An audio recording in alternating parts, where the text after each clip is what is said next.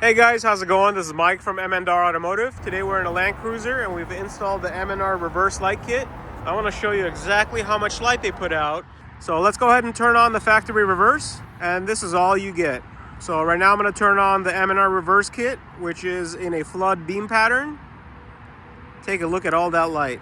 The way we wired it is in addition to the factory reverse, so it's not tapped into factory wiring, meaning we can turn it on and off anytime we want with a switch.